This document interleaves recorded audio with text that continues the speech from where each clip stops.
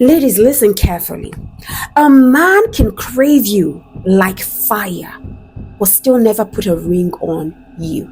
Cleopatra was known to host lavish, erotic banquets that basically just fueled and kept Mark Antony intoxicated by her presence. So Cleopatra embodied both. She was the queen in the streets, someone who commanded armies, who built alliances and held her nation together. And then she was the freak in the sheets. She wasn't afraid to use pleasure. She wasn't afraid to use mystery and seduction. See, I tell you for a fact, if you can embody both the freak and the queen, that duality is magnetic for any man because it keeps a man both secure and excited at the same time. Be a woman that he respects in daylight and the woman he craves for in the dark. And so men don't want to be judged because they know that the woman that they eventually say is your wife is a direct reflection of what he represents as a man. So if he represents respect and elegance, he wouldn't pick a ras woman who is empty-headed, who can't hold up a conversation to his mother or the people that he looks up to or that looks up to him. He will not. He will choose someone who fits the picture of respect, even if it cost him passion. Even if it cost him passion. That's why you see some men, they will marry a woman who is not pretty, but she's smart upstairs. But go out and see the women that they cheat with. Freaks, and they are beautiful. They are like trophy wives.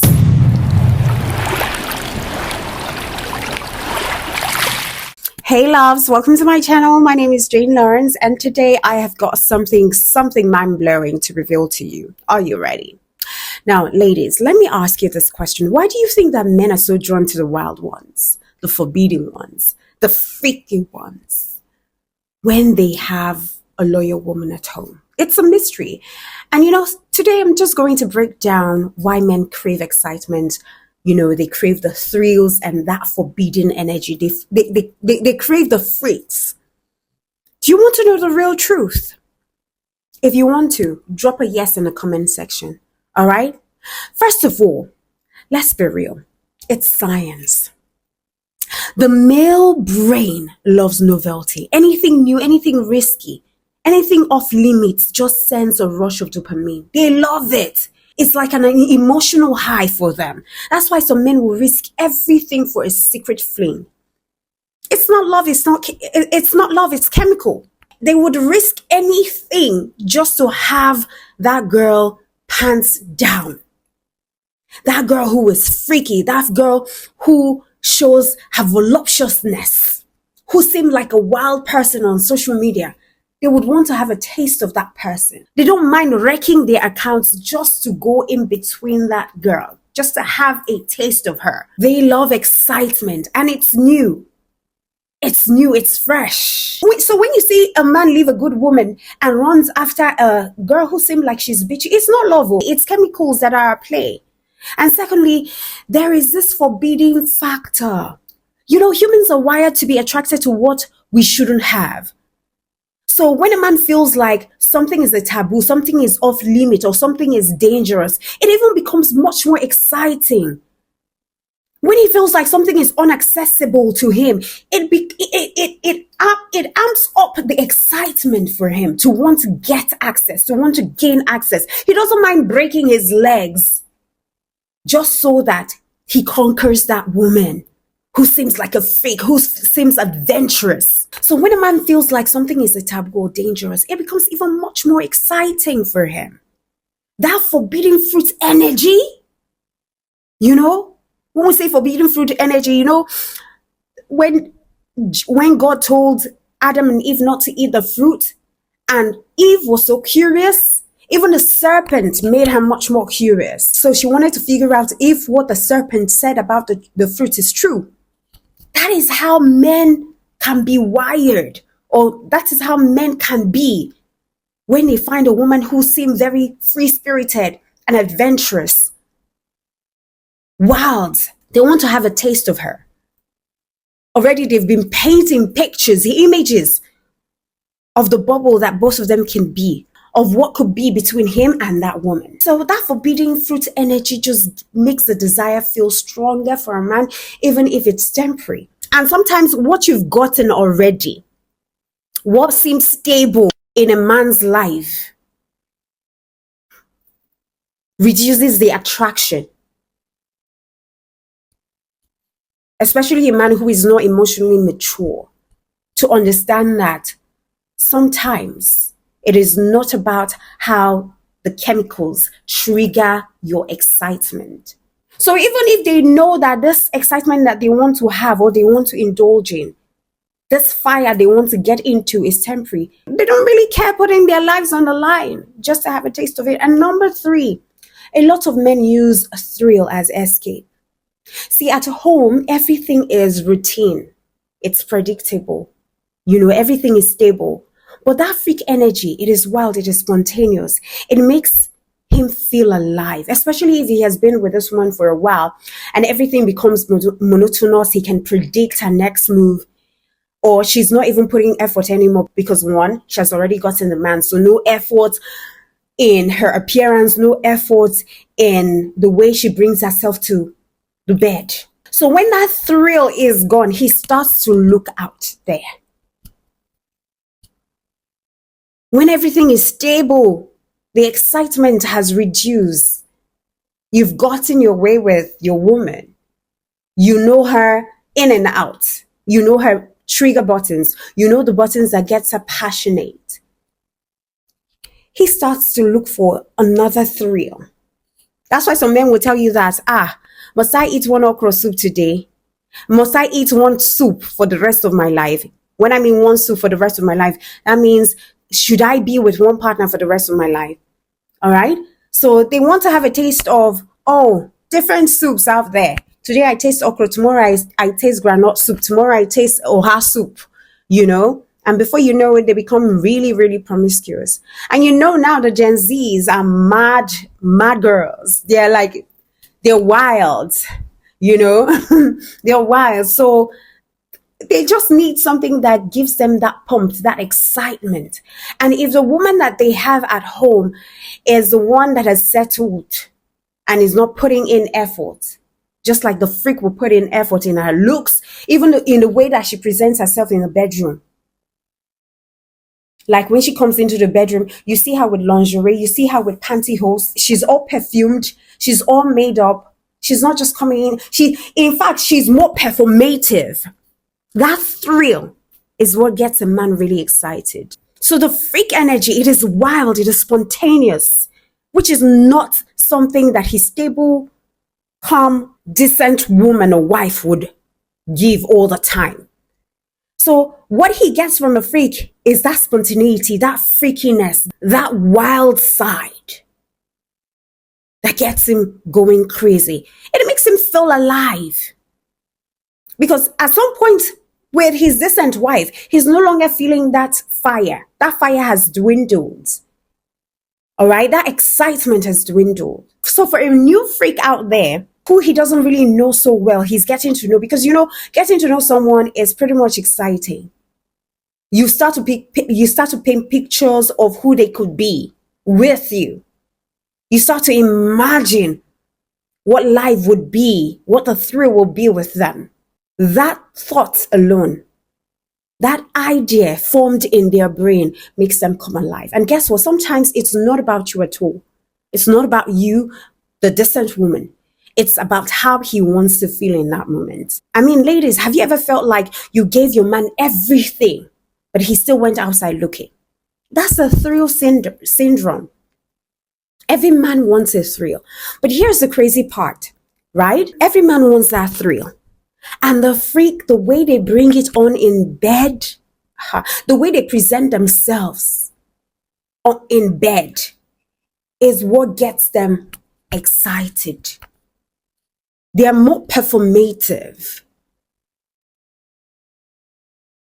And half the time, they're usually more performative because of what they stand to gain, especially when they know that the man is already in a relationship with someone, or they have a stable relationship going. Some of these freaks, if they don't have the intentions of, taking the man away from the stable relationship, their acts are usually performative. But here is the crazy part. After chasing the thrill, after running after the freaks, most men will still turn around to marry decent women. And I am going to tell you exactly why. Now, here is a twist. After all that chasing of the freaks, after all that sneaky thrills, most men still come back and marry the decent woman. You know why? Because when it comes down to building a home, when it comes down to building a life, men separate passion from permanence. Let me bust your brain a little more with the reasons why men separate passion from permanence. Number one is what I call dual desire. They have this Madonna Hall complex, and this is what I mean. You see, many men unconsciously split women into two categories, whether you want to take it or take it. They split women into fun women, that is, those women who are there for fun, the thrill, the lust, the wild energy, the freaks. And then we have the good women. These women are for stability, they're for marriage, they're for family. And trust me, this is an old mindset shaped by culture and even religion. Because a man wants to indulge a desire with one, but preserve legacy with another. That's why he will desire the wild one and preserve legacy with the decent one. To him, the freak excites his body, but the decent woman secures his reputation. Because at the end of the day, he wants to be able to walk down the street amongst his friends with his head held up high. Why? Because of the woman that he's married. He doesn't want a situation where he's in the midst of his friends and one or two persons have already had sex with this woman in time past. He doesn't want that. He wants a situation where he knows that no man in his circle has slept with his wife because she's decent, she's calm. Or he knows that when he takes his wife into a gathering, no man will be hitting his wife because of her appearance. She exudes sexual appeal outside.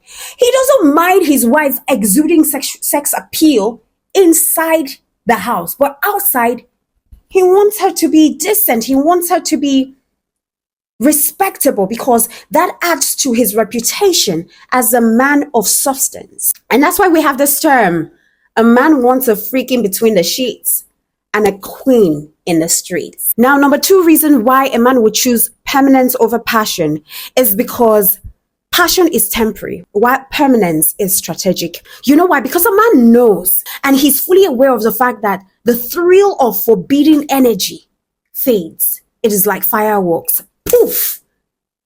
And then it is bright, it is explosive, but it is short-lived.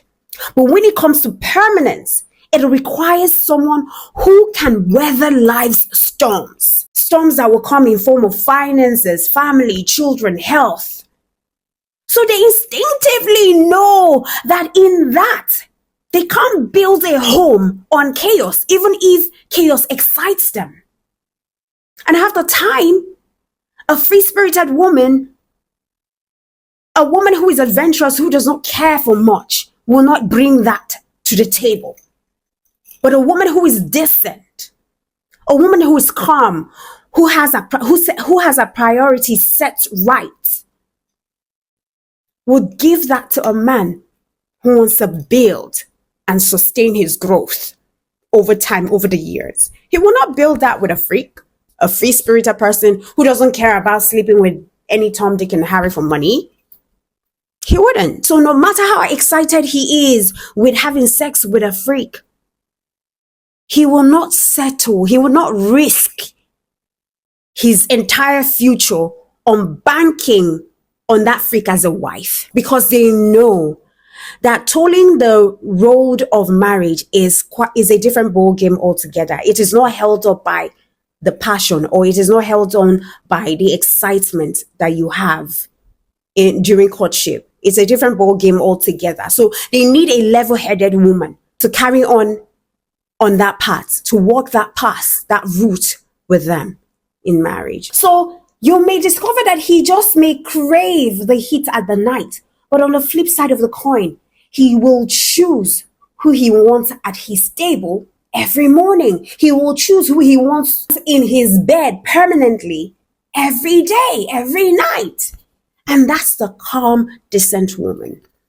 Number 3, the third reason why he would choose permanence over excitement, over passion, is because of social and family pressure.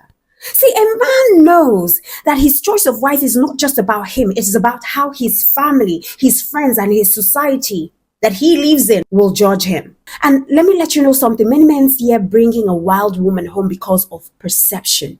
Even if they're deeply attracted to that woman, they fear bringing her home because they know that they're going to judge him based on his wife or who his wife is. And so men don't want to be judged because they know that the woman that they eventually say is your wife is a direct reflection of what he represents as a man. So if he represents respect and elegance, he wouldn't pick a Raz woman who is empty-headed, who can't hold up a conversation to his mother or the people that he looks up to or that looks up to him.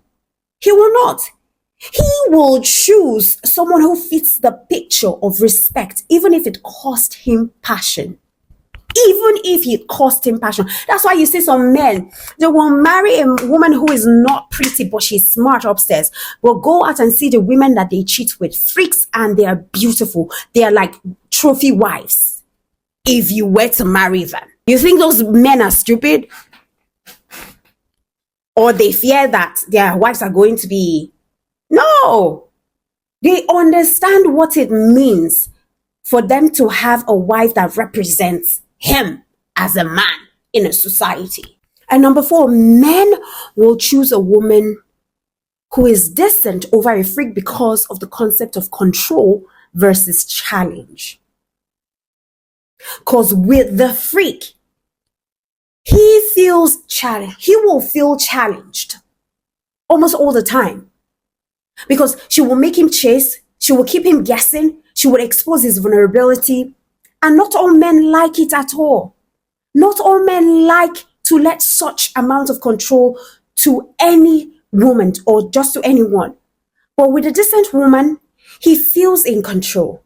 He sets the pace. He feels secure. He feels manly. Why? Because the freak feeds his desire, but a decent woman feeds his ego. And then lastly, another reason why he would choose permanence over passion is that he thinks of legacy when he finally wants to settle down. When it's time to build, he starts thinking of who will raise his children because that's so important. Who will protect his name? Men are smart too. Men oftentimes will marry the woman they respect, not the one that they desire. He may want passion in private, but when it comes to legacy, building legacy, he would want loyalty by his side. And with how free-spirited a freak is, the trust will not be 100%. It will not be 100% solid, unlike with a woman who is quite the opposite of the freak, because the decent woman gives stability. Ladies, listen carefully. A man can crave you like fire, but still never put a ring on you. You might be the freakiest woman he has ever been with. Like he's with you in bed and you sense the passion all over him. But look, he will not put a ring on you. Because in his mind, there is a difference between passion and permanence. They know how to differentiate it. It's just us women that don't. Once we fall in love, we're not logical. Men are more logical than women when it comes to love and when it comes to marriage. That's why you can find a man, before a man decides that he wants to marry, it will take a long time. Some of them, it will take a long time. The only time that it becomes really short and fast that a man marries you is when he has taken out time to communicate with you and he understands from the first 5 minutes of meeting with you, he understands who you really are from the things that you say and from your persona. And that's why it's very important for you to present a very good persona. I'm not saying pretend, be yourself all the same. If you're a freak, be a freak. You can actually be a freak and still be decent inside. So women, understand that the freak is his escape. But the decent woman is his foundation. See, passion is what he wants when he feels like a man. Permanence is what he needs to prove that he is a man. And many times he will separate the two, being both a freak in the sheets and a queen in the streets. And I would advise women to be both. So ladies, here's a part that will blow your mind, because while men often separate women into categories, the freak or the decent woman, the truth is the most powerful women know how to embody both. Think of it like this, right? In public, you are his crown jewel, his pride, his peace, his boost of ego, his queen. In private, you are his fantasy, his escape, his freak, his fire. See, I tell you for a fact, if you can embody both the freak and the queen, that duality is magnetic for any man, because it keeps a man both secure and excited at the same time.